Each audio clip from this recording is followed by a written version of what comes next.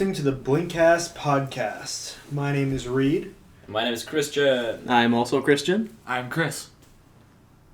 Damn. Alright, so let's start this one off right here. So, we got a lot of stuff going on, actually, really, coming up. One thing I want to talk about, though, we have the Chinese New Year here on campus. You guys hear about that or go to that? Yeah, I was there. I did not. That was pretty fun. Kind of didn't like it because they kind of broke one of the things on the thing, but it was really nice. One like, of the things on on the the thing. thing. Yeah, it's like- It's I a very specify. descriptive story. I'm also part of KDSU, as you guys all know, so we set up the big speaker bar, or it's like an amp or something, in the TC, so they could show the Kung Fu Panda. They have like a huge ass screen in the TC. I didn't even know that. Like it's like a pull down thing, and they were viewing the Kung Fu Panda like 3 times on that day, and then someone brought it back to the booth, and the thing broke off. So I have to replace it now, but it's actually kind of cool because the new replacement's gonna be like golden. Nice. And, like, Everything's full- better if it's just gold full plated. metal, yeah, course. instead of plastic on one side. Anyway, so that's happening, and they had a couple of stations set up. You were able to play, I think it was Ninja Gaiden or something, and that was There was Dynasty Warriors. yeah, that's Ooh. what it was. And they And had Street Fighter. Exactly. Ooh, all so, good. And they Yeah. had a couple of anime playing, and the animation club was there too. It was really cool. I didn't really get a lot. I was there with the game design club. We had our own kind of thing. It was really cool. We had like a lot of words written down on cards, and you were supposed to pick up like 3 or 4 cards, and out of those words make a game. So I had my game that I had was Dog Army Jumping Scrolls. So 2 Dog Army You 2 could make the next Jumping Elder Scrolls. Scrolls games. No, here's the thing. You have an army of dogs, and you have to bring them from one level to the other. And you have to collect scrolls, and for every scroll you collect, you can make your entire army jump 1 time. So it's like Mario Minis on the Nintendo Yeah. DS. I loved Mario Minis. And then we had, like, tablets set up, and you would, like, draw, like, a screenshot or some information about your game. You made one, right? Didn't you draw Yeah. the zombies Patrick Star or something? I made the game, what was it called? It was Pirate Starfish Fan Arise. And pretty much it was concept art of just the starfish dressed as a pirate saying #1 fan rising from a grave. And it's pretty much a zombie game where you're the zombie. He looked totally like Patrick Star from SpongeBob. It was really funny. Drew a little inspiration from that, but whatever. It was really cool. So that was kind of the Chinese New Year thing that was going on. I mean, we had some people dress up. There was Iron cosplay, which I think it kind of sounded cool. It's like you get a bunch of like rubbish and stuff and random stuff from like your household, and then you get a theme and a topic. You're supposed to just create your own cosplay costume out of that, and then it's kind of like a jury who like says, "Oh, that looks awesome," or "Oh, you look like shit," or something like that. That was cool. I didn't see that, but I heard about that. That was cool. And so it was the Chinese New Year. I think the next thing, like club things that's coming up, is I told about that for a long time about Blacklight Dance with DJ Core. yeah. We actually just had the Facebook page go up recently. That's gotta be really cool. A lot of people are actually coming from out of campus just to see that DJ perform. And we only have one what do you call it? We have one DJ that's from DSU, like a foreplay DJ. A foreplay DJ, Yeah. excuse me. No, Do you like an he opener? plays before the actual act. What do you call that? It's an opening act. Yeah, opening, Yeah, opening one- act. we only have A one foreplay opening DJ sounds like something very different, and I think that there should be one at every party. Yeah, foreplay DJ. But he shouldn't be the one who begins, he should be the one who ends. Okay, well, we usually have like 2 or 3 opening DJs, but we only have one because DJ Core actually has like legit set up. Like a set is like a type of music that he's like twisting and making it sound like one. The big- wiki whack and whatnot. That's called scratching, and I don't think he's doing that at all. Oh. And yeah, that's really cool. People are coming from outer campus just to see that guy perform, so that's gonna be really nice. And the next thing that's probably kind of coming up is gonna be the DJ International Awareness Club Day thing. I don't even. Mustafa could talk about that, but he might join us later. Anyway, so that's gonna be coming up. We're collecting some music. In case you haven't noticed, Mustafa is not with us today. He's gonna be kind of late, but that's alright. So that's basically what's going on campus. One thing that might be interesting is all the game classes, like Game 111 or Game 222, they reach that part of the semester where you actually start making your own game now. Yes. So me and Chris are in the same. Me, Mustafa, and our... I cannot remember his name. Nolan. The other artist... No, not Nolan. Jake. Jake. Yeah, Jake. I hardly see him after this, Me me, Mustafa, and him are all making a game. It's called Chicken Rising. You play as a necromancer. Mustafa, holy shit, Mustafa gave us the pitch at Game Design Club, and he makes those pitches up on the spot. Actually, it might have been the one that he presented for our class. He really said at one point, "And raise your gigantic cock army." I'm like, whoa, that's hilarious. I brought up the point that our game is basically zombie cockfighting because it's essentially you raise an army of undead chickens. The Colonel from KFC raises an army of undead chickens, and they all fight each other, trying to kill each other, and that's the game. Did you ever see the movie Poltergeist Chicken Night of the Dead? No, but I want to now. Dude, it's the most fucked up horror movie I've ever seen. Okay, it's literally about Poltergeist Chicken. It's so random. You have to be like high to watch the movie, or you will literally like die of craziness. I'm to assume you were high at the time. I was not, which I regret because this movie just entered my brain. Me and my roommate were watching it like beginning of like freshman, like first semester, and we were watching it, and it's literally at one point all the it's not KFC, but it's something similar to KFC, and all the customers turn into zombie chickens, and they fight with their gigantic genitals. And then no, it's literally no, and then the sensei shows up and he's like a sick dude, but he has an M16 and he shoots his way through the sensei. I'm imagining an old Chinese dude. Where he came from. He just showed up. I'm imagining an old Chinese dude with a white beard as the sensei. And he just shows up. Hello, young ones. M16. He just shoots everyone. Let's shoot all the zombie chickens in this place. I've seen this many times before. Back in home country of Japan. Dude, it's literally like there's some alien egg that got into the other eggs, and then it's so shitty made, but it's hilarious to watch. And those are the best. In it. Those are the best. Not with you almost caught me. Those are the best movies with boobs in it. Well, you just made it twice as great. It's like a lesbian part 2, and then the movie starts off by the protagonist having sex with his girlfriend in a graveyard, and then the zombies have their hands coming out of the ground, and they use their hands for stuff, and he doesn't realize they use their hands for stuff. So weird. Like, the movie is so gross and disgusting. Oh, I love how cold your hand feels. It was like that. Like, he thought it was like her doing that, and then, I'm not gonna get a detail, but I should, because it's hilarious. How did we end up talking about that? I don't know, but that you were talking about your game because it involved chickens. And then I was talking about my game because it involves necromancer chicken. Yeah, pretty much. So that's what's going on in the game classes. Yeah, so join us with that. There's sure to be a lot of fun games that come out of that. It's going to be really fun. We're going to get into teams, make our own games. We didn't start that yet because our professor was actually sick for one day. Yeah. I've started programming ours just because. Yeah, and well, that's basically most of the stuff that's going on campus right now. It's really quiet going on.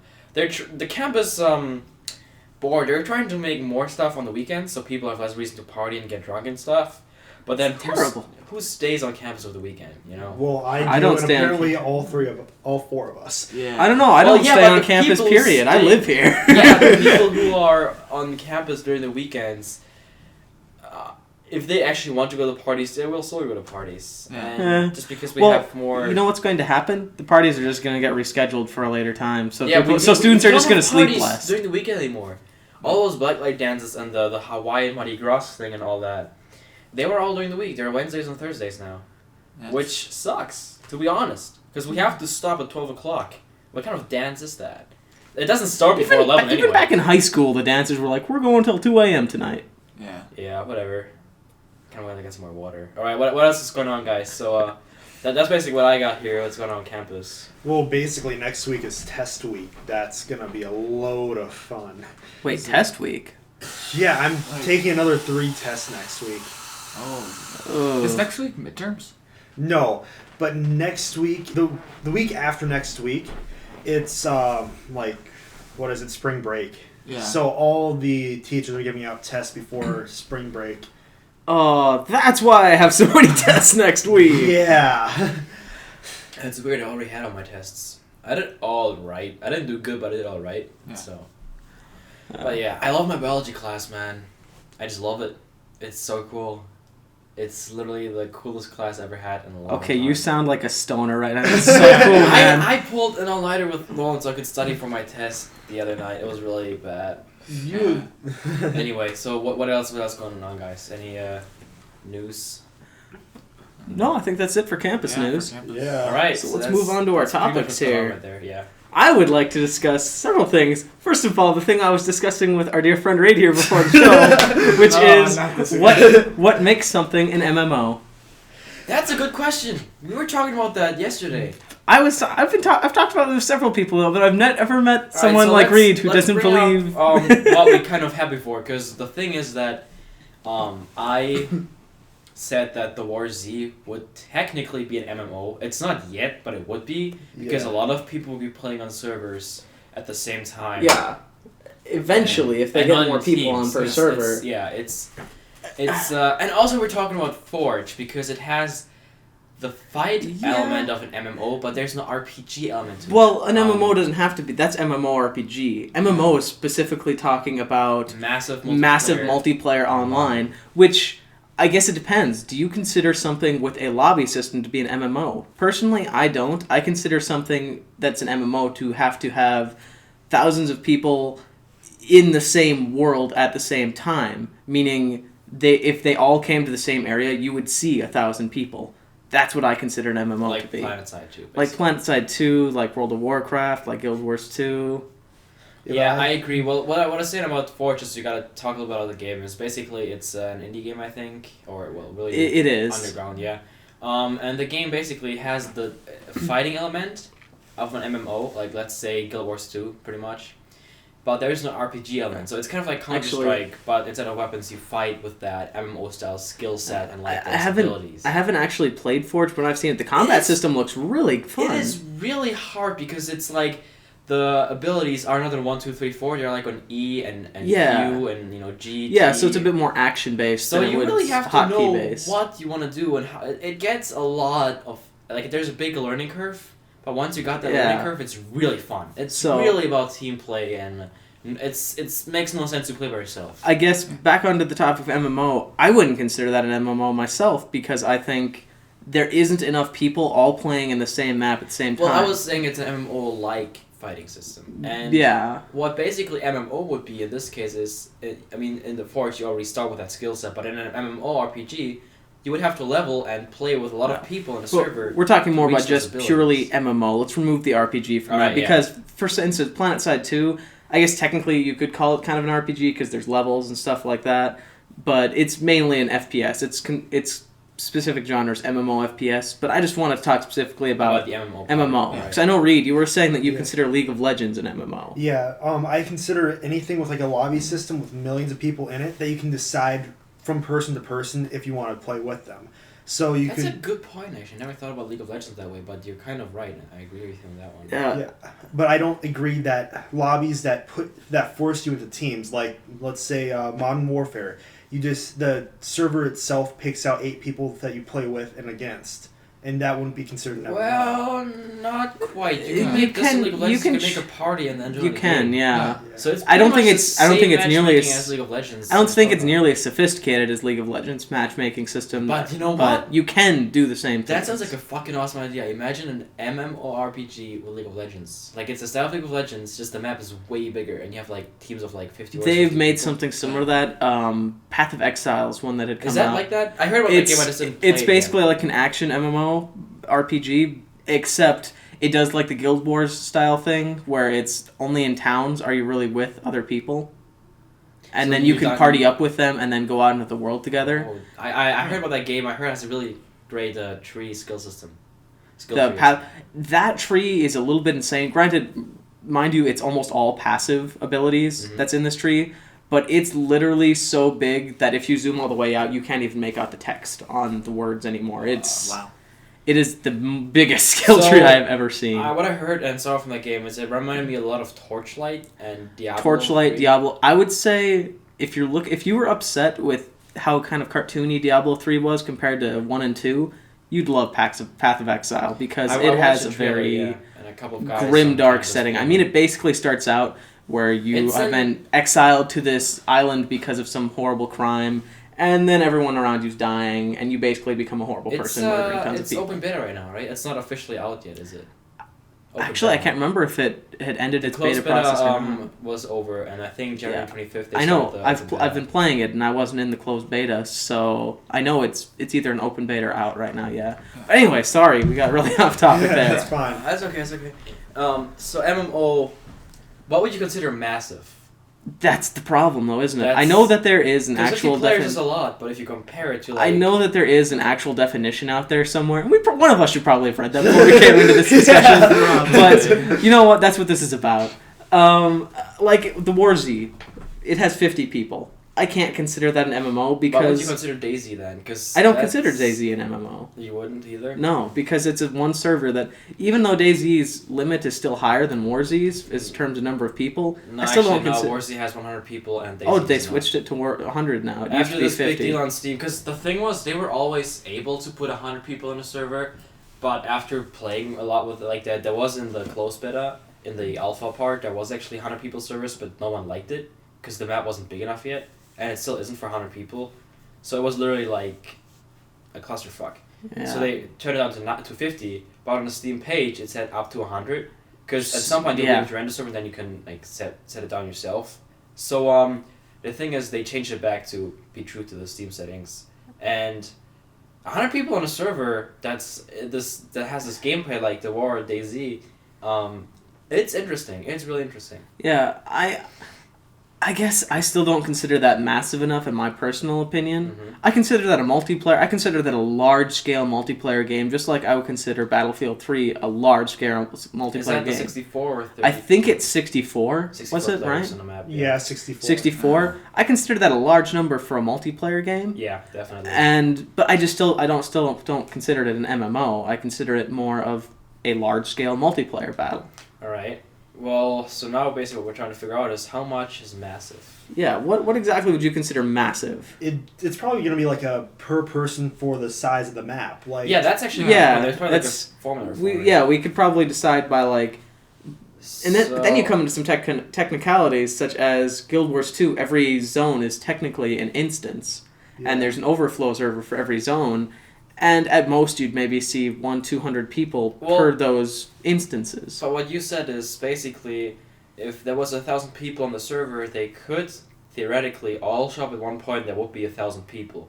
So in Guild Wars 2, if you played a server with 1,000 people, they could all join up at one point, and you would. And see they them could all go into that same area. Yeah. So MMO would mean that let's use the number 1,000. That there would be 1,000 people, and they could meet up on one point. The thing is about Guild Wars 2, the way it distributes it is if 1,000 people go into that one area, it'll actually put some of those people into what's called the overflow. Because normally in a lot of MMOs, you'll see if you log in and there's not enough people, the server's full, it puts you in a little wait list to go in. Mm-hmm. In Guild Wars 2, what it does is it puts you in something called an overflow server, which is you can still play the full game, you're just not on your server, and once you're ready to get in, it'll let you just go right in. Well, that's just in the case of overloading the server, but yeah. Well, it's also done per zone though. So if say 500 people are in a zone and that's the zone's limit for people, anyone else who comes in will be put in overflow. So 500 people would be massive. Would it be? I would consider 500 to be a pretty massive number. Well, actually, it depends on the size of the map. That's also that also does play into it. Like PlanetSide 2, I would definitely consider an MMO because every single person in the entire server could all go onto the same map and all go into the same exact building. I'm pretty sure the game would just freak out because PlanetSide 2 has a really nice way of working with the map and the location. I really like that. It's very... I haven't played it in a long time, but now that we talk about it, I might just do that. I was actually playing that right before you came. I actually heard that Unity is trying to build in a multiplayer aspect. Really? And instead of it being like all server-based, they're going to make it half server-based, half peer-to-peer. So you have a server, it has heard of that all system. the people locked in, and it uses a minimal amount of bandwidth. And then each person that comes nearby, they use bandwidth for each other, and they help create the server itself. That seems like it would involve a lot of loading. Yeah. No, because it's all it's all on the big on the server, and it sounds more like though it wouldn't cause loading. It would cause if you have a bad internet connection. It would cause everyone around you to lag a little bit. Yeah, it sounds like a hit and miss system on the same hand, because if you've ever played, a lot of console games are peer-to-peer. That way they don't have, after they shut down the dedicated servers, people can still play them on console. There's not many console games where that doesn't exist. Definitely. Yeah. And that's a good system, but at the same time, dedicated servers are better.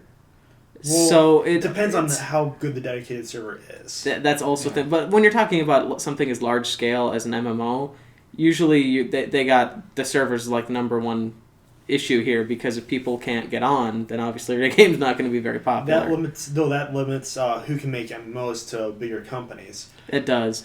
Oh, actually, there was... I wish I could remember the name of it. It's a steampunk style MMO that an indie studio is actually making. Oh, yeah. I heard about that. It's like Steam something, right? Yeah, I forget the name of it. But you're right, though, in that, I mean, that's the only case I can actually think of, that there's not really an indie MMO scene, other than little things like MapleStory and stuff like that. We're talking more MapleStory about... is a 2D one, right? Yeah, we're talking a bit and larger. That's a pretty major company right now. Is it? Is it? Yeah. Oh, yeah. I tried to play that with one of my ex-girlfriends. It's just really terrible. Yeah. It's a really weird game. Yeah, but there's a lot of people that had play an ex try and get me into that. I did It has not like weird it. controls. You cannot configure any buttons. The graphics are no optimizable. You have to choose between 1280 and 720 and 800 by 600. That's all you can do. Yeah. Well, that's So- actually kind of common in 2D games. Well, yeah, Because I guess 2D. It depends what engine they use, but a lot of 2D games that are pixel-based, such as games made with Game Maker, you can't scale it. You can't choose a resolution because that determines also the size of your view. Oh, yeah. So, I if know any what of you have ever played Terraria, you'll know that if you Terraria. up your resolution, that also just ups how much you can see in the game, and you don't want that in something yeah, like an if you really MMO. put the high resolution in Terraria, you get your character gets tiny, and Yeah, because it gets the really view. hard to do stuff. Like, Well, that's it's it's because basically it's because the pixel view by pixel. Yeah. the view just expands. That's how a lot of 2D games work. Some of them use what's called vector graphics, which basically, if you've ever watched a Flash video, those use vector graphics. They're not actually being drawn onto your screen. It's a mathematical formula that calculates it, so you can zoom in, and it won't distort it at all. Yeah, but that would take a lot of programming, let's face it. Yeah, well, like games like Limbo, if you ever played that, also use that. You can set the resolution of it to whatever you want, and it still forces an aspect ratio. So if you try to play it on a 16 by 10 monitor, it'll still stay 16 by 9. But it lets you resize that 16 by 9 picture. I never got the ending of Limbo. It was so weird. It was just that girl, and then it was over. That's literally all it was. It was just that girl. There's a girl, and then that boom, was game that was over. the whole point of Limbo, though, is you're looking for your sister. At the end, you find your sister. Oh, that's your sister? Yeah, When do you know that? because at the beginning it Oh no, it doesn't tell you. It doesn't tell you. It just tells you in the description of the game. If you read the Steam page description, it says you're looking for your sister, and that's the whole point of the game. Is your sister's lost in Limbo, and you go into Limbo to find her. Okay, well, that's... Literally, the story was non-existent. It was an excuse to have you go into a horrible, hellish place where everything wants to kill you, plus black and white. It was awesome. It was a nice concept. Yeah, I liked it. Yeah. Anyways, we got way off our topic of MMOs here. Well, but the thing is, we basically are done. The only thing we're missing is what means massive. And that's, because... And everyone has different perspectives. And once again, this argument is kind of pointless because there is actually a definition out there of how many players it requires to be an MMO. Go look up right now. Yeah. Because that would take too much time. Google Let's doesn't just... know everything. Yeah, Let's face it. that's not, knowing things isn't what this podcast is about. Let's just move on to the next topic. Alright, let's see what's up next. The PS4 is supposedly supposed to be unveiled next week, or this next week on the 20th, I believe. What is it? The PS4. It's going to be called Orbis, but everyone just calls it PS4. Right. Exactly. Yeah. Well, you never know what it's going to be called. The controller, is that what you're talking about? Yeah, like there's been lots of rumors like that, like the controller. They actually, I read it on revision 3, and it was a while after the actual article came out, and it said, update, this picture is actually real. This is not the final stage of the controller. But it looked shitty. Yeah. I was kind of thinking that they would implement some kind of display into the controllers. There probably will be one for the Xbox too, but it looks really weird. And the, what do you call those things? Like Joysticks? Yeah, there's little Joysticks? joysticks. Yeah. They have like a second ring inside of them now. It looks really weird. I actually liked those, rounds, kind of PlayStation ones. And they changed it up really a lot with that. You know what I like in my analog stick? The thing the N64 had, where it was notched. around the side so that you could move straight forward, straight diagonal, so that there was still 360-degree movement, but if you pushed it straight forward, your guy would never have that little tiny offset. Yeah. I liked that. Though, it doesn't look nice, but I liked it. I think if modern console Game Pass would have that, animators would get really lazy and only put animations for one of the directions. Yeah, I can say that. That's one of the reasons that I hated if any of you have played Terra. It's like you can use a controller. It's just like a regular game. You just play with a controller, X button attack. I'm like, oh, that sounds great. I go and hop on. For one, there's no analog movement. So if you push slightly forward, your guy's running full speed forward. You move left, he just there's no animation for him going left. He just goes oop oop oop. He just kind of turns just spastically. It annoys the hell out of me. Yeah, I know what you mean. Like in most MMOs, where you hit your strafe right and your guy doesn't turn right, he just instantly starts going that way. Yeah, exactly. So you're right. That might cause animators to start doing that. Just a little. But that's okay. Also for modern shooter games, obviously, it would kind of stupid to have a notch. When you aim or something. I suppose for the right, yeah, but for the left analog stick, just the left one. All right, maybe there's probably gonna be a mod like a little ring you can put in your controller, and then that's what you got. We're talking about this has probably been made. There's so many modded controllers out there. I actually never played with one, but they seem to be really expensive. PS4 controller, I've actually never seen it. Do you want to explain it a bit? Yeah, you want to take that one? I only took a quick look at the picture, but what I saw, it looks kind of similar to the PS3, except a little bulkier. And at the top, there's this light or something. Yeah, it was like a blue light. Yeah, it's LED like a type-ish thing. Was it just for looks? That was on Reddit, the picture where it's like how it's gonna work. So in the middle display, that wasn't on in the picture, but in the Reddit link was like a picture where it's like animated, and it said it was blinking like blue and red, like a siren from the police. I was like, use game over or something like that. And that was a joke about what we talked about last time. How they're talking about the PS4, I believe, actually was confirmed to allow use games, which I would like a lot. The 360, on the other hand, I'm sorry, not 360, the 720 or whatever they're calling it, Xbox 362. Laziest name ever. But they when they were asked if they would allow use games, they still haven't commented. So I'm a little nervous about that one. Yeah. Well, I know that PlayStation has just bought a company called Gaika. It's a video game streaming service. So what they'll end up doing is, if you own something like PlayStation Plus, if you know what that is, they'll end up letting you stream games from their secure servers to yours. It'll be a set graphics amount. It'll rely dependently on your internet service, but they'll let you play PlayStation 1, PlayStation 2, PlayStation 3 games using that. That sounds awesome. Yeah, and it'll let you use all the demos that they have for free, probably. And then if you pay for a monthly fee, they'll probably give you access to their entire library. Sounds really good. Actually, I like that a lot. Is that gonna be like you said monthly fee, right?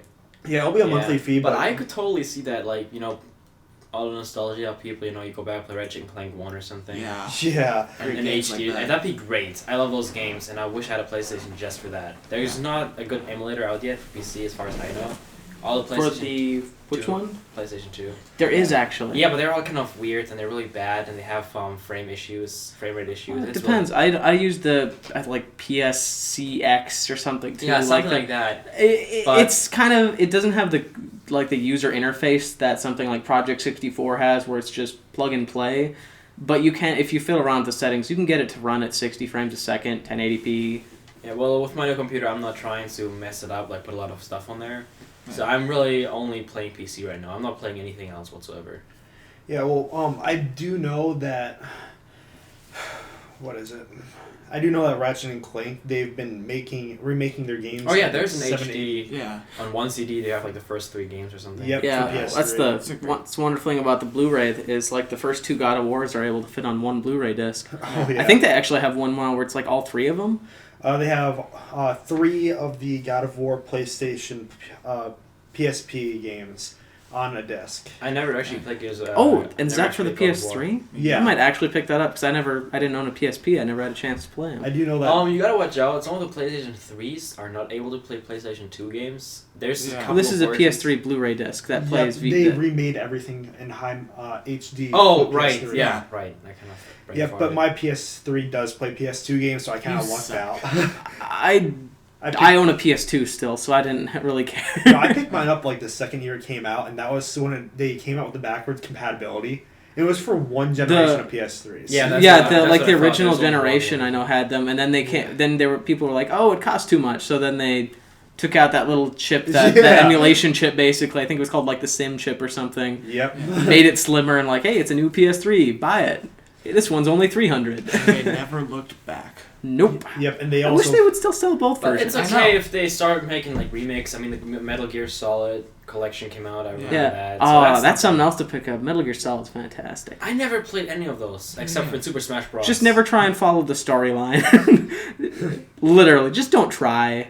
I did pick up the Jack and Dexter series though. That was pretty fun. I've only played the third one. I always played Ratchet and Clank as a kid. I saw Jack and Dexter like in the pamphlet, like the little manuals. Yeah. It's a lot like it. It's a lot like the same kind of style of, except Jack and Dexter's a little bit more serious. Yeah. But it's Ratchet the and Clank same. was a lot of goofy stuff. Yeah. Ratchet and Clank was nothing but goofy stuff. I mean, Dr. Nefarious. Oh, dude. All the memories. No, So great. I remember when I lived in Pennsylvania, me and my friends would get together, and we would play Jack and Dexter, where we would time each other while we stole cars and ran away from the police.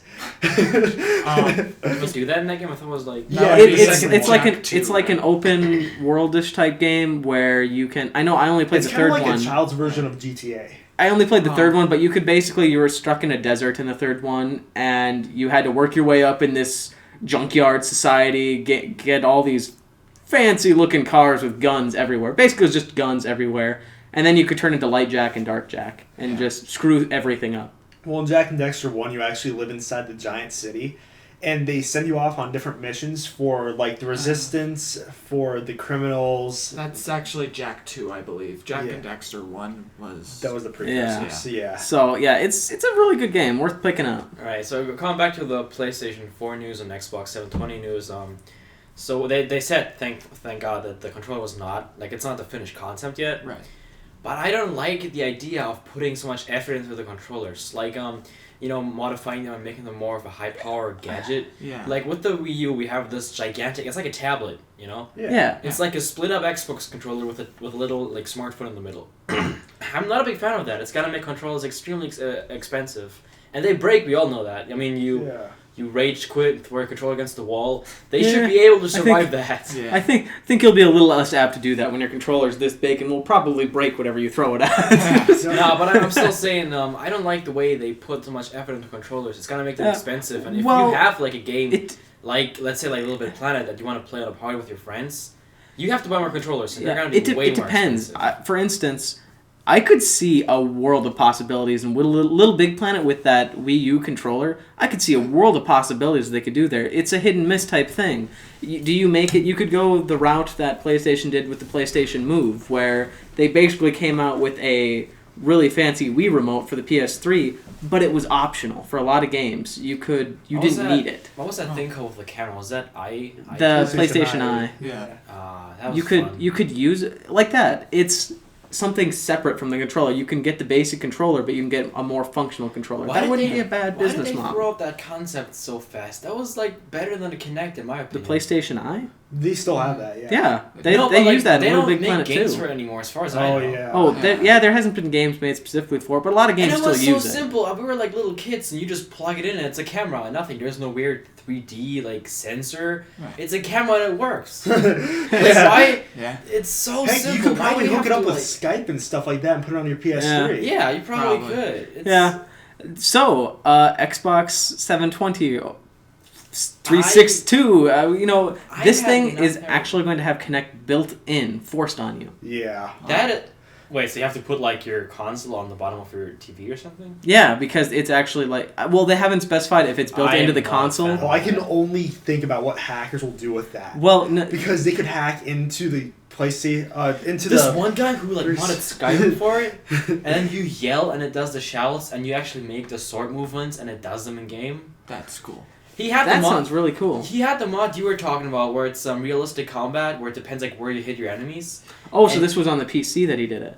No. He hacked his Xbox. Oh, okay. And he did it with the Kinect. Well, I don't know. Maybe he hooked up the Kinect to the PC. Because there's been a lot of that. People hooking up But Kinect. it was insane. Like this guy, it was literally like a legit game. Like he was Yeah. sitting there nothing at all, There's and then he would like say voice commands like, I don't know what it was, but he would say like Fusro Da or Swing Sword. yeah, or like something he like actually that. would have to say the words. Oh, that's And They have he a had mod for that, commands yeah. like pause game or favorite menu, and it would actually like pause the game and show the That actually, I believe, is now on the Xbox version. They added Is it really? not all the whole swing your sword and stuff like I that, know but the voice command where you was- can actually say like equip left hand fireball or something like that, and your guy would bring out a fireball. They added that to the Xbox version.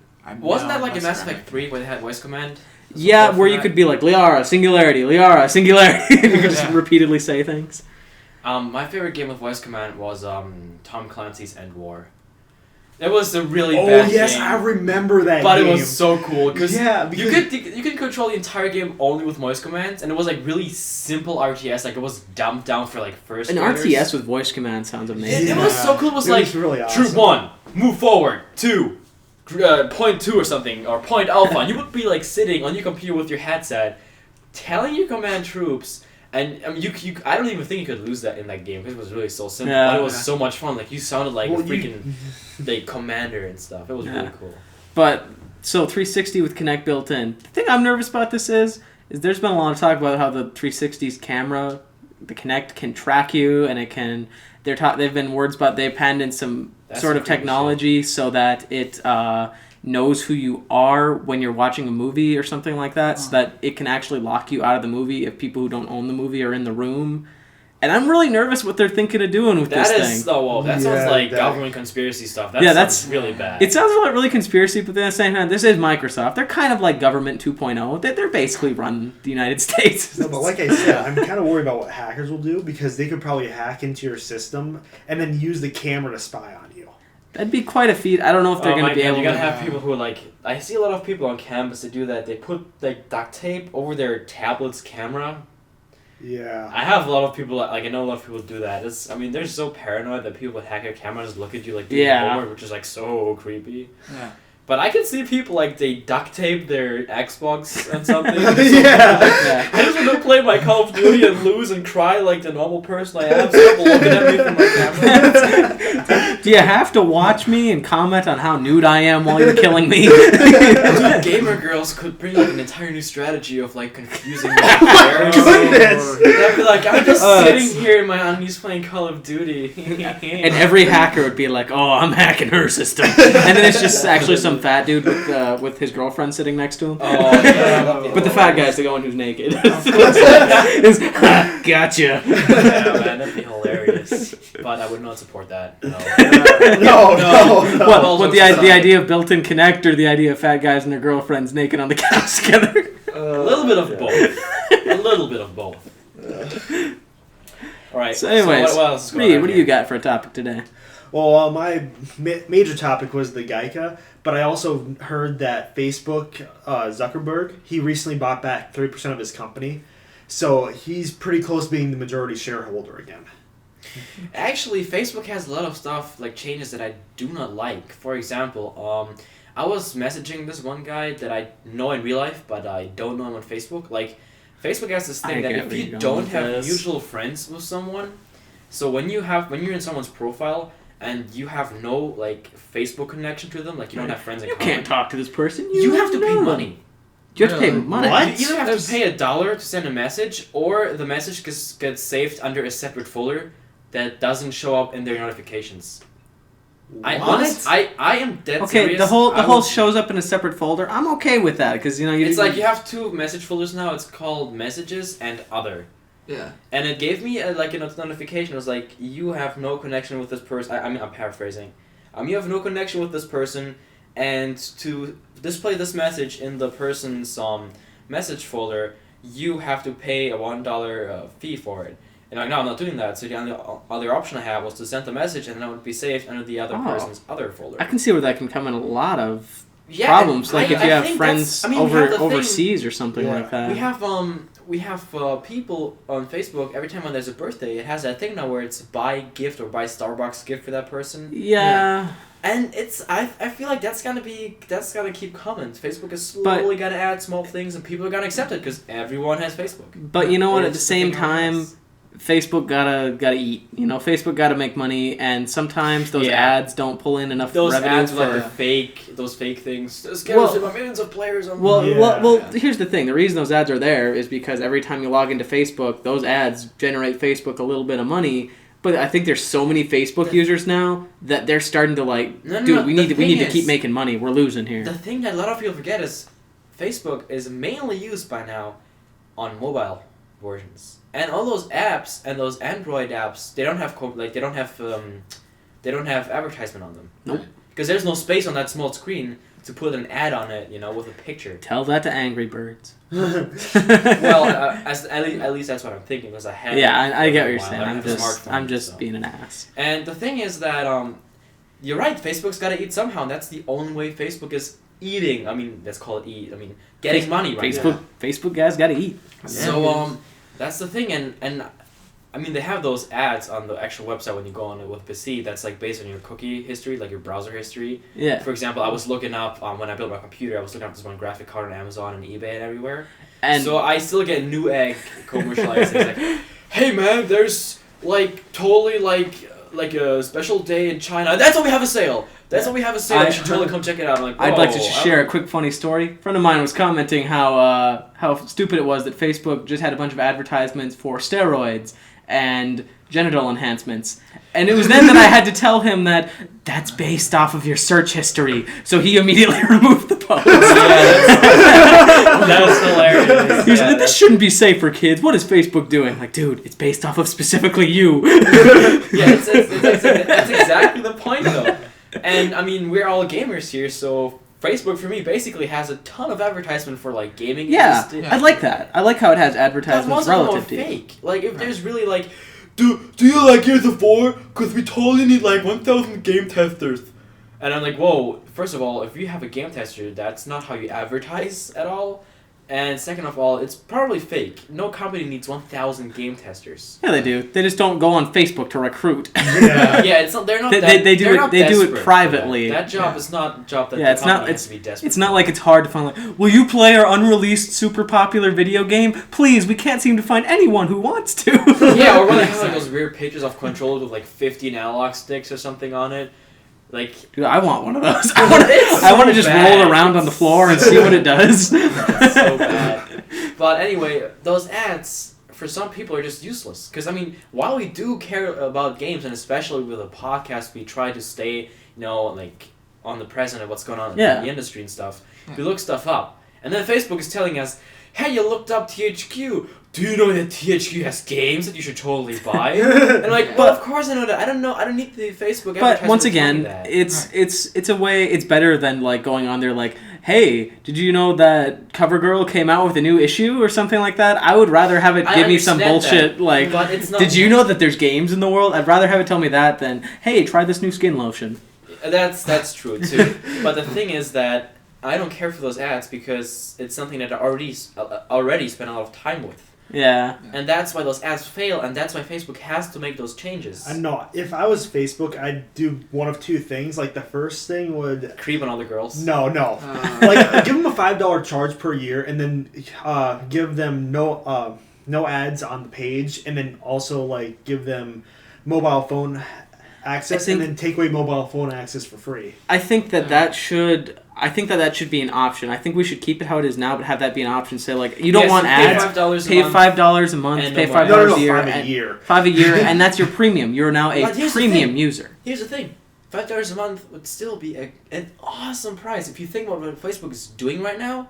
The possibilities you have with Facebook, it depends. Way and more once again, the thing is if you say $5 a month, I don't want to pay $5 a month. Well, you don't have to. You just have to keep those ads, and that's how you're paying for it. If you pay $5 a month, a lot of things use this, where it's this premium sort of membership where premium users don't have ads, or they get a couple special features here and there. Yep. Or what they could do is, every 5 or 6 page views that they get, it comes up with that giant big screen video for advertisement that shut you out of everything else. That sounds like a terrible idea. Yeah, That's actually. really I bad. hate it when things do It's that. like when you have Yeah. Spotify, and I mean, I have nothing against the Spotify ads, but they also open a banner, and you have to click out of the banner to make it disappear, and then you accidentally click on something else, which happens all the time. Well, that's how they're designed.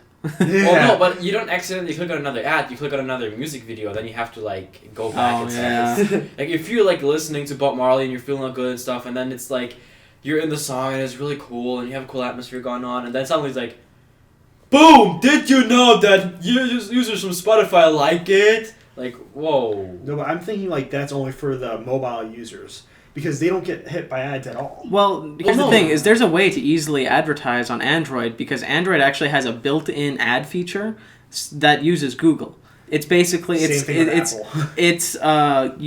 it just shows this little pop-up every now and then that comes in the bottom like, hey, look at Carfax, and then you can just hit X and it goes away, but it just comes up every few minutes, and that's acceptable. It takes up like this much of the screen, and you can X out of it right away, and they still get paid for every one of those ads that pops up because it's such a small screen, you're going to see it. Well, if you've ever looked up Corona Labs, it's an SDK that's built for smartphones. Yeah. So you can program in regular C++ or they allow scripting language WoW, and then you can make mobile games for that. But inside of that, there's a library that allows you to use Google AdSense. Yeah, Google AdSense is integrated into almost everything now. Yeah, well, it's Google. Yeah. Google's the one company I'm like, if you want to take over the world, be my guest. I want to see you be a monopoly. Because so far you haven't sold me anything. Oh, talking about Google, one of my friends, he used to go here on campus. He actually left because he didn't really like college, I guess. He's He didn't really like college. He's part of the Google Fiber beta user test thingy now. That I've heard a lot about, And actually. it's actually really nice. I mean, it's a really legit thing. Like, they Yeah. change out all your connections and cables and whatnot, and you have to install a bunch of new I've boxes. heard that's just lightning fast. But wow, I mean, exact what you just said, man. Those like statistics and those informations and specs they We have might up, actually catch up with the rest of the world. Yeah, pretty much, man. That's like Fun fact. Wow. Africa has, on average, a faster internet connection than the average U.S. citizen. Well, the only person that probably has internet is probably the president. And Yeah. he obviously. You're not has one of those that. people who think that Africa is just a giant barren wasteland, are you? Well, the middle of Africa, maybe. Middle of Africa, but a lot of Africa is still just... Like, Well, we like- have like people us. from Africa here on campus. Yeah. yeah, so we could ask And they are them. completely normal. I mean, they have the. Yeah, I mean, there's They just... have the what's it called, the Bose or what you see on TV is Dr. not all of Beats Africa. headphones. No, I'm thinking like South Africa and northern part of Africa. Yeah. Those places are pretty modern. I think when Yeah. they do that study, they're talking about all of Africa. So they're probably looking more into like the places in Africa where there's cities. Yeah, I remember the joke from The Office where it's like, my computer's so slow, if it was brought to Africa, it'd go to history as the slowest computer in Africa.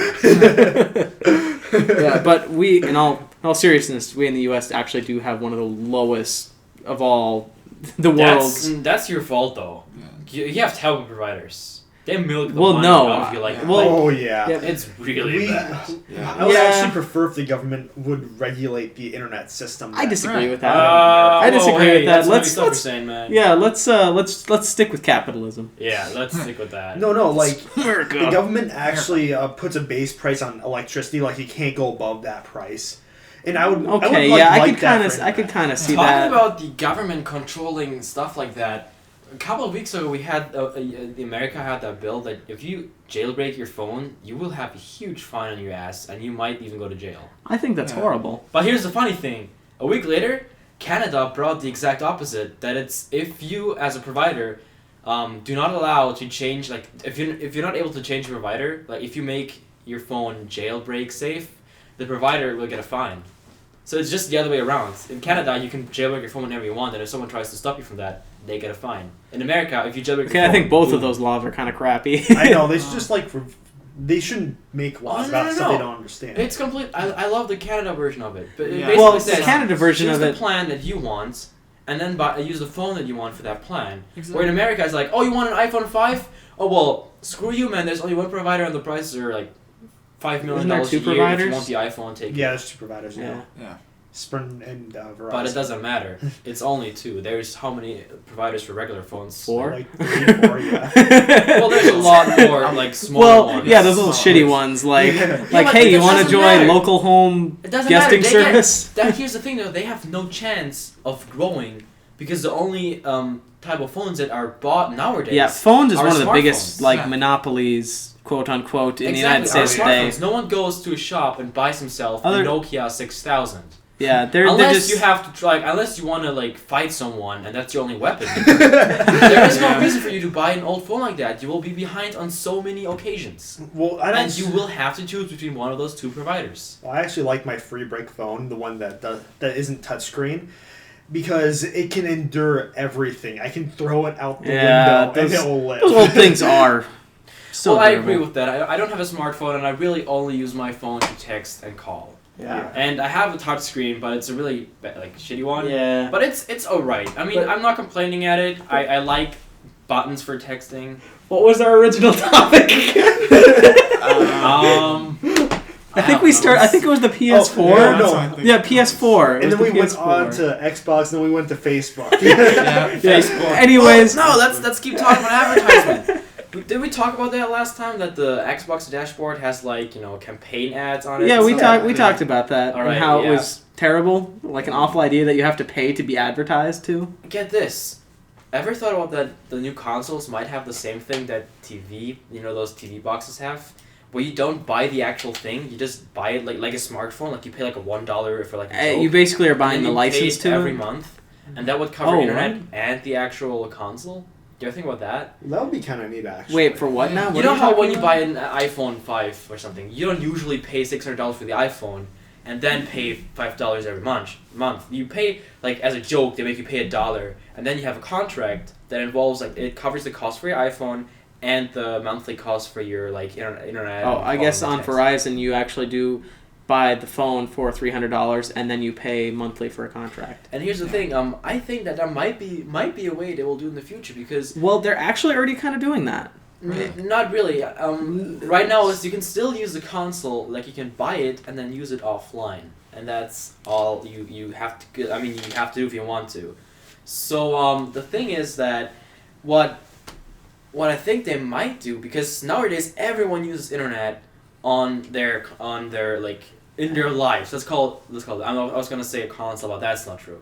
A majority does. Yeah, And if you but- really want the newest games and the newest console, and you But have enough here- money. Hear me out though. They are actually starting to. I don't know if they're doing it currently, but I know they were talking about doing it where basically, it's the same idea as a cell phone contract. You buy a system for 2 years, Exactly. and then that's what they're actually doing. Microsoft is doing that with Xbox, where you can buy an Xbox for a set price. You get a discount if you buy it with this contract, which includes access to X, Y, all that. And then you can buy new features as you go, but come the end of that contract, you get to decide either I renew the contract or I buy a new console kind of thing. And I think that's the only reason it's able to do that is because it's been out so long. And when they come out with the new console, they're probably not going to continue with that system for the new one, just because they won't make nearly as much money off of it. Yeah, I thought that was kind of an interesting thought, because, I mean, you gotta be honest, whoever has enough money to actually buy the new consoles probably has internet, and probably Well, will I'm use going to it. guess, yeah. I mean, They're we're really basically- minimizing their lives. We're pretty Yeah. close to the points where, graphic-wise, you cannot do that much more without being insanely over-expensive. So we kind of, I mean, the next console will probably be like a point like where it's climaxing at that. Well, that's what Because all the the next consoles step have been. will be, like, photorealistic. And a lot of games aren't even shooting for that. They're just looking for graphics that Yeah. work with the gameplay. Yeah, well, here's the thing. Or at least that's what is, you would think they would do. I've heard that as an argument for one of the reasons from Microsoft, actually, that they haven't come out with a new console in so long, is they were waiting for graphics to really improve, where when they come out with that new Xbox, they want it to look obviously nicer. Like, if you compare Xbox to 360, you can see an immediate difference in what they look like.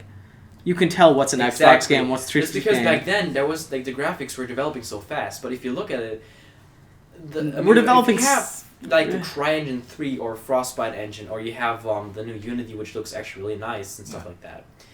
The amount of power that you need to actually make it look that close to photorealistic is just unrealistic to put into a console that's, like, commercialized. It would be way too expensive. Well, So that's if you what they're create- waiting for, is waiting for that older technology to get cheaper so that they can commercialize it. Exactly. Right. So I'm thinking Next the new consoles aren't going to be consoles- using bleeding edge. They're going to be Exactly. using what's slightly behind And that's because my it's point. affordable. Because the new consoles won't be about how to improve graphics the best way because we're already doing that already.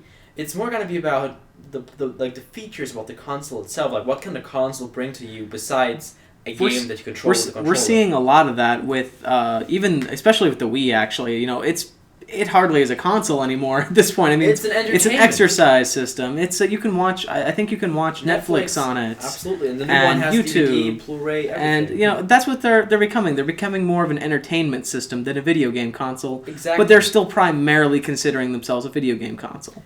Yeah, and here's what I'm thinking. That's why, like we talked about, this phone contract way of getting money seems really realistic to me because most of those consoles will have internet as a really big part of them. I know I heard of one game that they were doing that with. It was like a karaoke game where you actually had to pay per hour that you played the game. You didn't actually own the game. You just played per hour that you played it. So you invite some friends over, you throw in $2 off your credit card and play for an hour with each other. That sounds terrible. Yeah. That sounds really, really bad, especially at parties. Well, Yeah, I could see that sounding really good, actually. I mean, think about this. You go, well, if you go to a bar and they're like, you actually have to... You've seen it they're where you usually free, by the way. Are if they? you go to a bar and you have I've never been in a bar. They I'm not make their money 21. with the drinks, though, so you can't really... Yeah. The thing is that if you're at the party, sometimes, really a realistic situation is you set up like a couple of people playing it for fun, and then the people kind of move on, and the expo's just there. Well, once again, we're not talking about a large amount of money. We're talking like you pay $1, and there's an hour. I see what you're coming from, and instead in my of opinion, I'd rather just. And we're talking about a large library of songs that are constantly growing for free, versus a game so like. You're saying you can choose like out of gigantic amount of songs. Yes, yes. It's not like SingStar where they were thinking originally of a Guitar Hero model where it's like they release the game and then they just make you pay for new songs as you go. Oh, I think they already but they're did that. talking about doing a thing where you just pay per hour and you get access to everything new that they've been making. That seems actually not that bad. Yeah, I think know it sounds that, like... I think the latest Guitar Hero had the thing where you could like make your own songs and upload them. Yeah. I think which if they included little destroyed coupons... all the other Guitar Heroes, because why would you ever go back to 3 if you can go to 5 and play all the songs on 3? I think if they started advertising this karaoke service on alcohol, just bottles of alcohol, they stuck a little coupon on the side, they'd make a lot of money. Oh yeah, definitely. Definitely. You got some beer? Oh, what's this thing on the side? What the hell? 50 cents off. Let's play.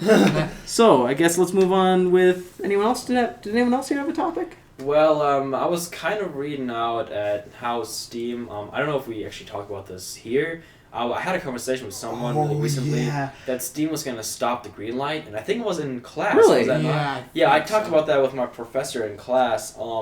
We were actually having a big discussion about all the stuff that are changing games, how the Android and Apple industry and all that, and stuff like Kickstarter and indie development, and then this way of how you can buy into an alpha version of a game, and all that stuff. And we were talking about how Greenlight was probably going to stop. They were thinking about stopping that.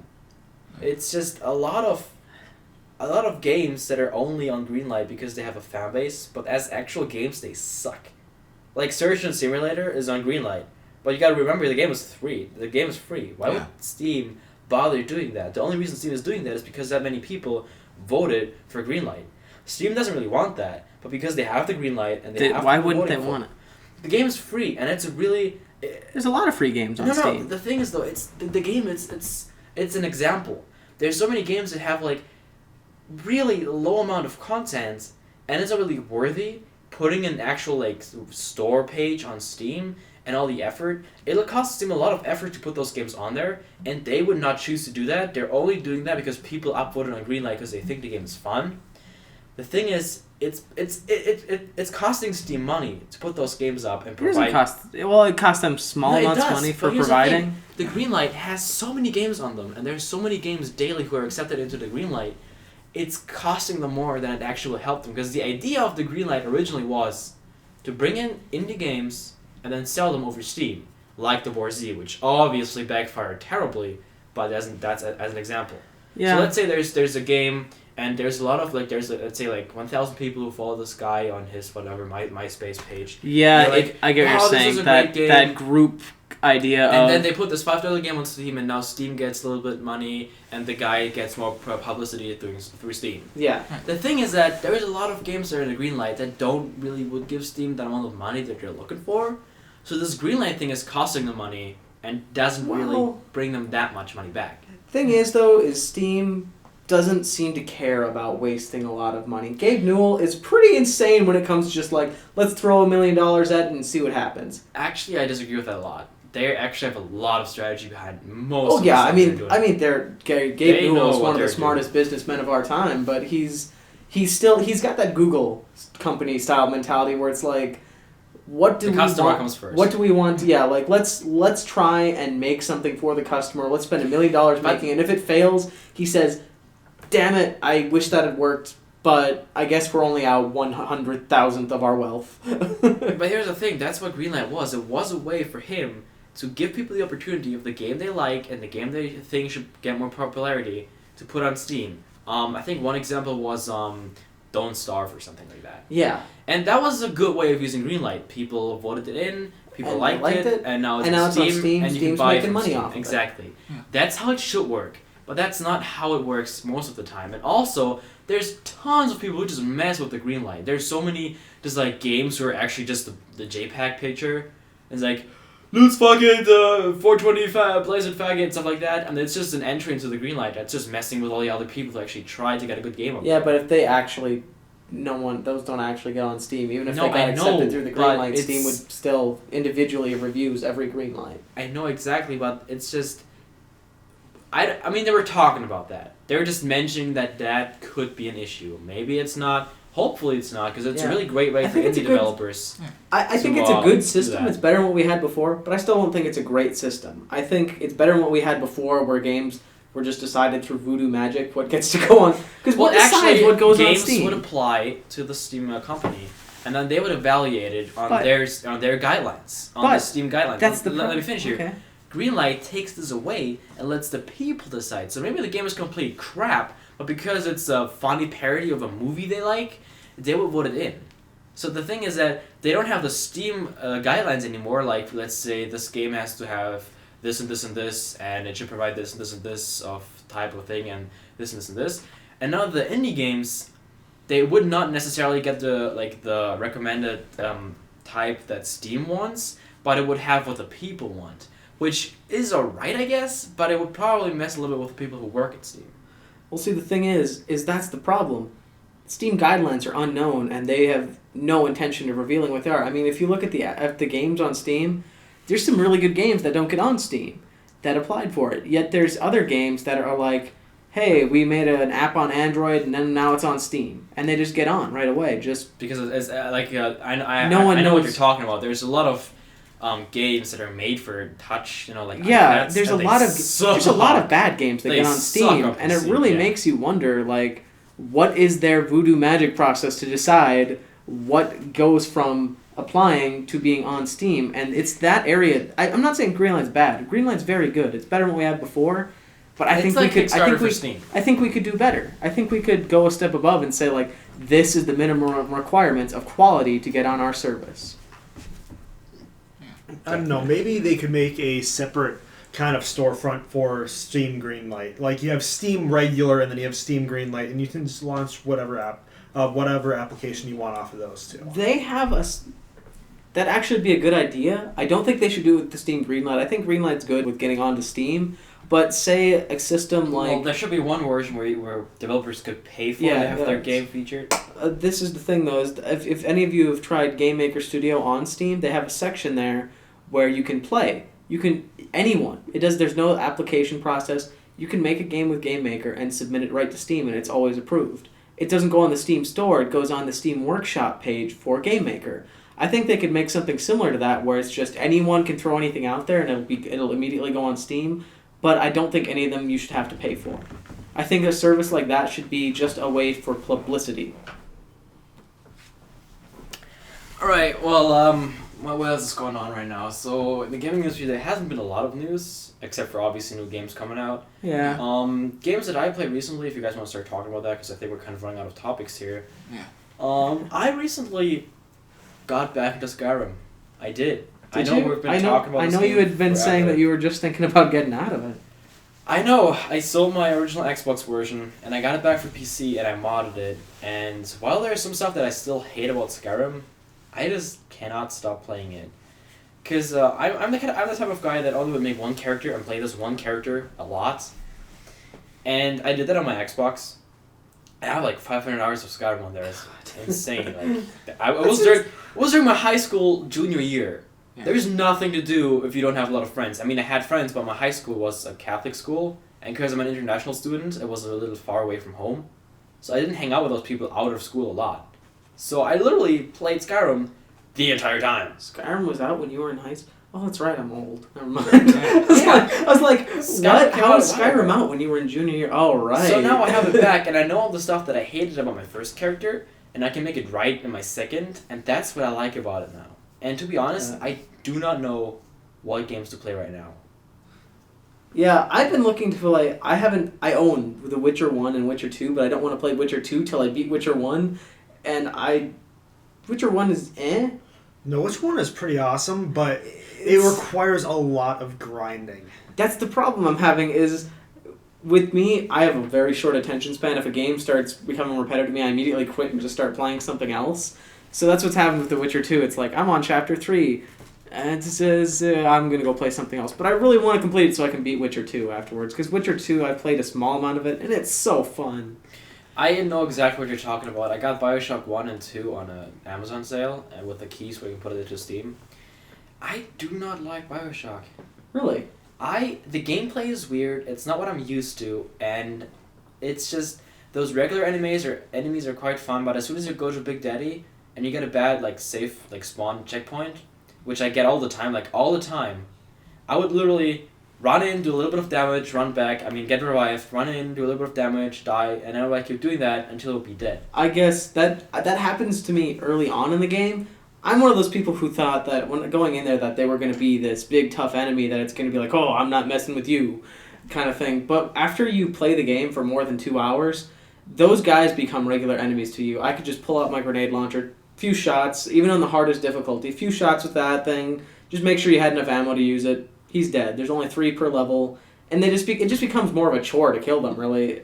My problem with Bioshock was just it was too easy. Whoa, okay, well I completely should get back down to that. Yeah, I was the guy who, I played it on the hardest difficulty mode with disabling the Vita chambers so that if you die, that's it. You just have to start over from your last save file. So there was none of that, I can just run back in repeatedly and to kill him.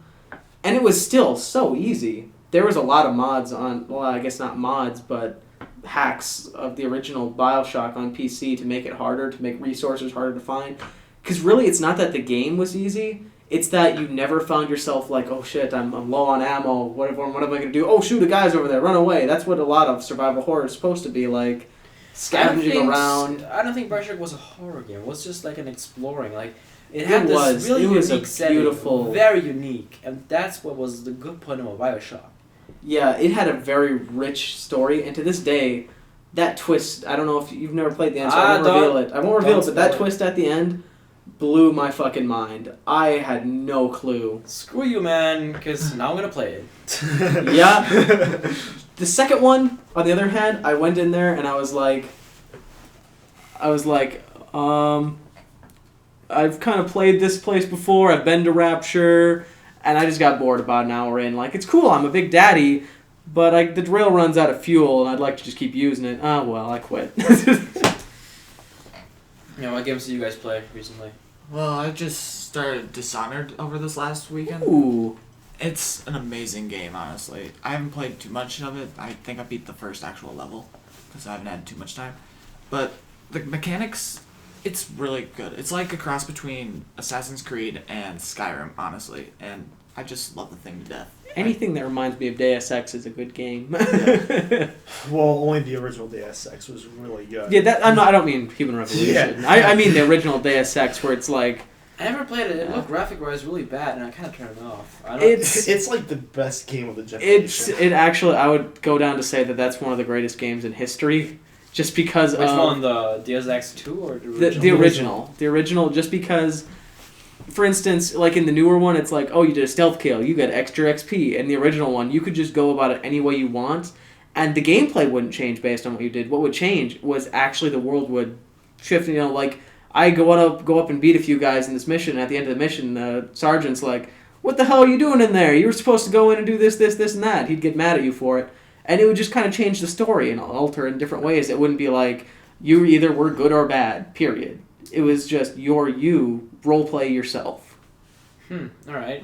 I haven't played any of the Deus Ex ones, and my roommate has Deus Ex Human Revolution, and he might start playing that on Xbox. I might check it out. It's still a good game. I just don't enjoy it as much as I enjoyed the original. Yep. What I played last night was Planet Entropia because they sent me an email saying, oh, it's our 13th anniversary, and we're going to give everyone this free item. So I got on, and I played for like 8 hours straight. Oh, what's that? You're going to have to tell me about that. I've never even heard of it. It's an older MMO, but it has a really solid fan base. And it's that one that I told you about that the money that you make inside the game, you can transfer it to your real-world bank account. Ooh. Yeah. I remember talking about that, yeah. Yeah, we talked about that last week. Yeah, well, I went on and I took out, it was basically $2 in real-world money, and I played for 8 hours just farming and doing dungeons with my friends, and I ended up losing like 40 cents. And I was like, oh my god, why am I doing this again? Because the loot drop just wasn't that good that night. And I had to record everything, and now I'm going to avoid certain places in the game. But it was a fun little 8 hours, and I actually had to pay attention to what I was doing. Like, you actually have to count shots and count what Does each shot like cost it money, or like you have actually have to, you don't find ammo, you have to actually pay for it? Basically, yeah. What you do is you have to buy money from, or you have to buy ammo from a general store kind of thing. And then you take the ammo that they give you. It's pretty well overpriced. And then you have to go out and you have to farm certain creatures. And the creatures will only drop resources. They'll drop like bones, skins. Okay, I've played a game sort of like that. Yeah, where they don't drop armor, they drop things you make armor with. Yeah, and then you have to sell those items to other players and then hope that you get a better price than what you had to pay for the ammo for. Sounds pretty interesting. That actually sounds really cool. I like the concept, even though real money might be a little bit of a... Well, they give you enough to get started. Like, you can get... There's no real levels, but you can play long enough off the free stuff that they give you for 2 or 3 days straight. I think it sounds like an interesting business model. I assume it's like a free-to-play game, right? Yeah, it's free to play. Yeah, it sounds like an interesting business model where it's just you pay based on, you know, I want this resource early, or I assume everything that you pay for you can get in-game by yourself. Yeah. Excuse me. One game I also started playing was the Sid Meier's Civilization series. Oh. I have 4 with all the add-ons, and I have 5 the regular one. For a long time, because my uncle got me those, and he really likes them. I haven't touched them in a while, and I was like, alright, screw this, I'm out of games. I'm actually going to try understand the game and play it. And I hated it so much. It's a great gameplay, and it's so much fun, and I can imagine playing with friends, and you build those 2 empires, and it's great and all. But it's just weird. There's some small things that just annoy me so much that they make the rest of the game just stupid for me. To me, the big downside is I like Civilization for what it is. What I don't like is that in the end, I get bored. Like, starting out, it's great. You know, oh, I met these different civilizations, and you scavenge for all sorts of resources throughout your continent, grow your territory. At a certain point, though, it's just like, well, I have nothing left to do. Everyone has territory somewhere. All that's left to do is now to invade other countries because I'm bored as hell just managing this thing. Oh, it's either that or you try to get the scientific start, where you literally just set up all your troops to just like be defensive, and you just turn. Yep, turn, and that gets boring to me, so I attack, and then it becomes a war game. And Civilization as a war game is it's interesting, but there's definitely a lot better RTSs out there that I could be playing. Yeah. The thing is, I was playing the tutorial game, which I later figured out I couldn't save it because it was a freak tutorial game, which sucked. It wasn't Damn it! It wasn't really a tutorial game. It was just a game that starts off with a tip, and then every 2 rounds you get a tip, and that's Yeah, I remember that. And I'm like, whoa, I that's think a that was the tutorial 5th game. one. The It's 5th just- one, right? Yeah, it's just beginner tips check on. That's all it was. That And I played happened for to like me. 5 hours, and I built this army, and I tried to invade Rio de Janeiro, and it was on the coast, so there was only 3 what do you call it? 3 spots around it where I could place my archers and because I couldn't use my melee dudes because the enemy archers would kill it instantly, which is okay. Yeah. Makes sense. You know, they're stationed. The combat inside makes the wall. sense. It's just that it's not very fun when you're... Yeah, the thing is, I was literally just spamming the fuck out of all my ranged troops, and I lost them so much. And then at the end, I think because it was a tutorial game, I couldn't even kill the freaking city because there's I don't even know if it's life bar, but there's a bar, and it got shorter every time I attacked. I was like, oh, that's probably like the life or something, or the moral, and I got it to 1.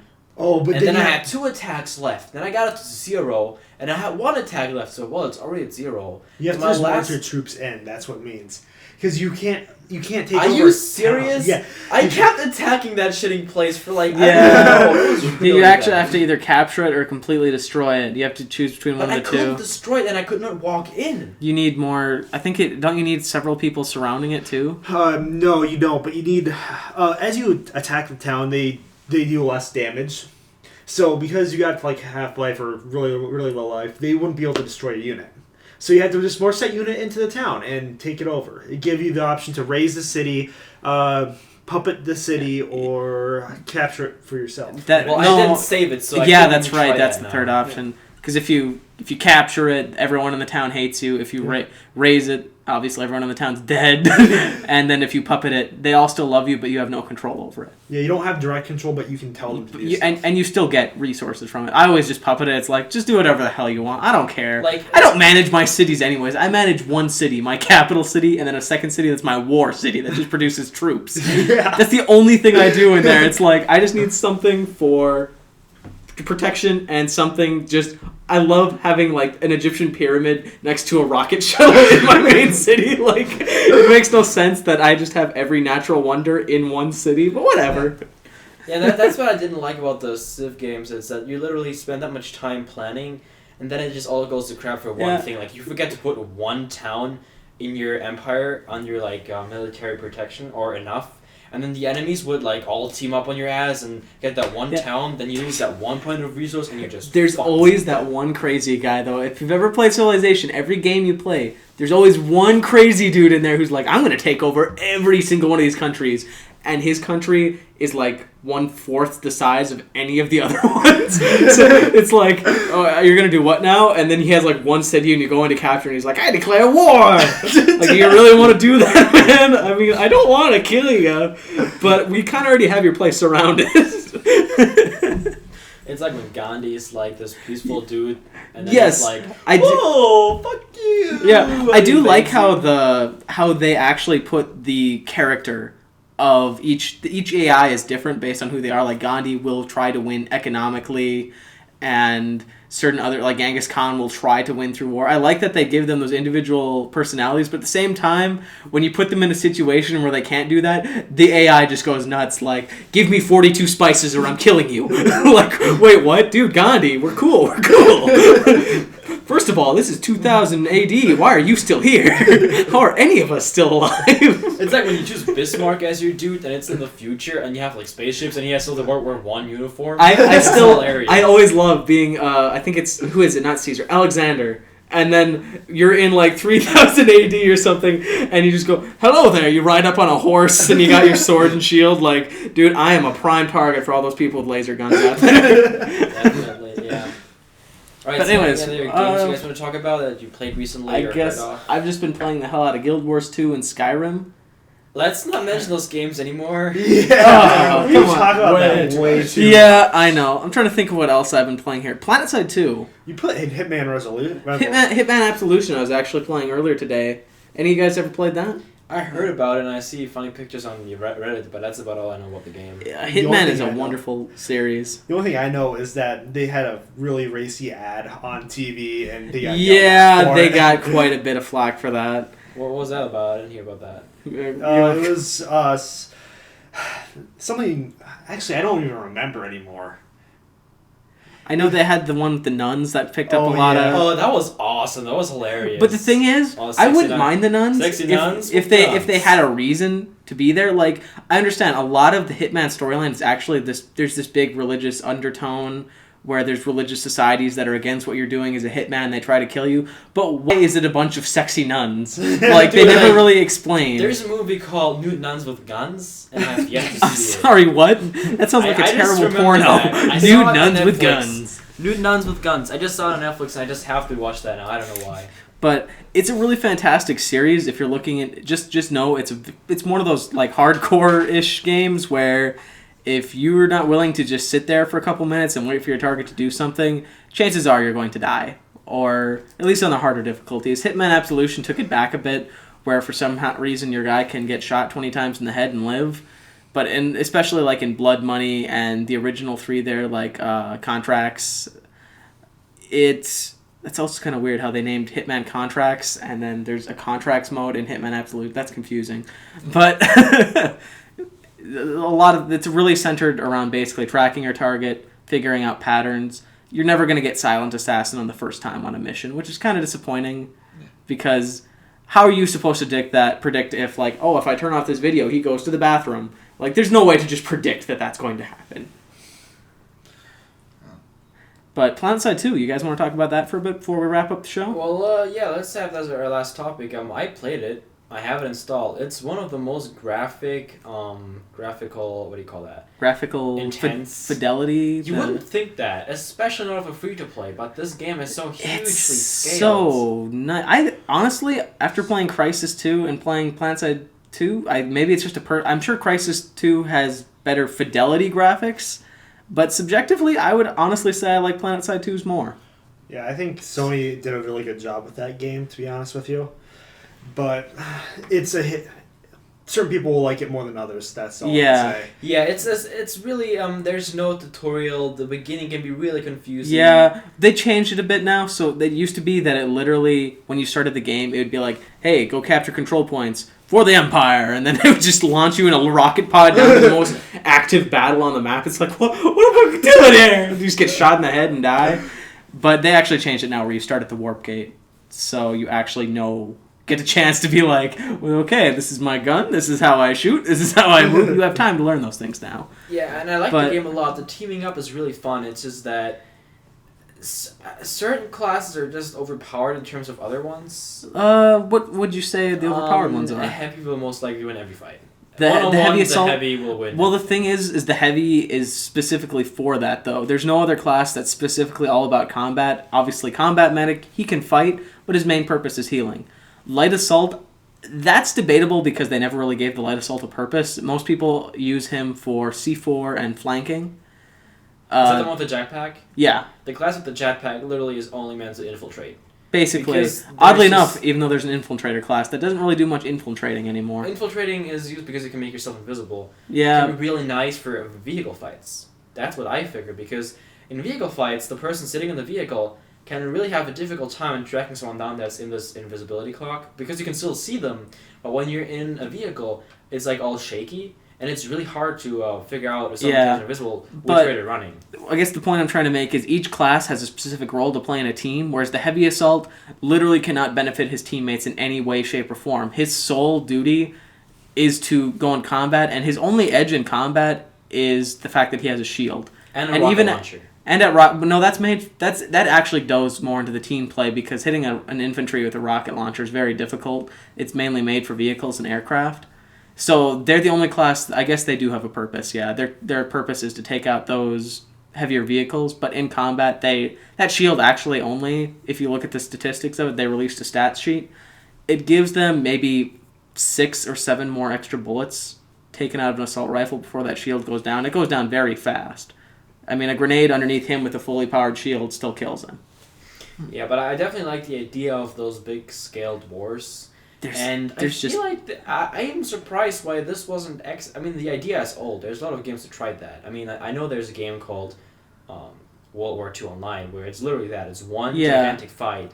And while it's not separated into smaller sections like in PlanetSide 2, it's basically the same thing. You can be a pilot, a tank driver, or just The thing that's actually been limiting us, this is one of the few games where technology has been limiting us. Even PlanetSide 2 has a lot of problems with hit detection, those kinds of things, because this is actually fairly new. Most of those games that you are thinking of just used hit scan, which means if you're pointing at them and you click, it maybe will center it around a delay, a time delay or something like that, but the bullet doesn't actually physically go there. Yes, exactly. It's where your crosshair is. It's where your crosshair is. Whereas PlanetSide 2 actually has the Battlefield 3 thing? Yeah, where you can if you fire a sniper rifle, it has every gun actually has bullet drop except for the Vanu because theirs is energy. But theirs loses power over distance. So they have a really advanced system. Plus, I have never played an MMO with ragdoll physics ever. Oh, Vindictus. Vindictus. But then again, Vindictus only is one of those things where it's like, you're going in with 5 people. Yeah. It's not that graphically... It's a nice looking game, don't get me wrong, but it's not like one of those... There's not 100 people it has to render. I didn't think about it that way before. You're really right. You're right. I mean, right about and that, no other MMO FPS to this day, even the original PlanetSide, did not have headshots. It was just, you hit the person and they get hurt. Well, it did not matter where you hit them. If you count MAG as an MMO. It depends. Yeah, you got a good point there. To our discussion but yeah, we'll skip over that. We'll skip over that. So I think it's one of those few games we have left that relies on technology, and you can see how finicky it is sometimes. Yes, I mean, while it takes a little while to get into, I think it's a great way to play with friends, and teaming up in that game is a lot of fun. But then again, if you die. Yeah. You die a lot. The time to kill is very short. There's a lot of lone wolf action involved too. I mean, which doesn't even have to be that bad. I really like to go with my friends and we just drop in at random locations and just secure them. Yeah. It can really go down also, to a 2 versus 2 fight. I am part of I think it now. When I started, there was only 10 members, but the Odam clan are the biggest outfit on the server now. And I mean, it's really fun in team play when you have 2 or 3 platoons going out there, each with 40 people. And strategically taking places. The problem being is when each team, it's late at night, no one wants to strategically take a place, and it's just a big Zerg fight. And whoever has more guys wins. That's the one downside, is when you get too many people in there, it just becomes chaotic. Same with Guild Wars 2 has that problem. You get 40 people fighting something, you're now just randomly swinging and hoping you're hitting. Yeah. That's a very hard problem to get around, though. But I think that's wrapping us up for today. We had a good show, lots of topics to talk about and whatnot. We had a couple of people missing. Mustafa isn't here, and also... Oh, that's it. Well, that's the only person that's missing.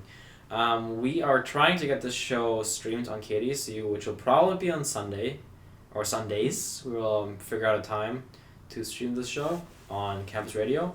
So if you guys listen to it then, in the future, I guess you would be listening to it right now.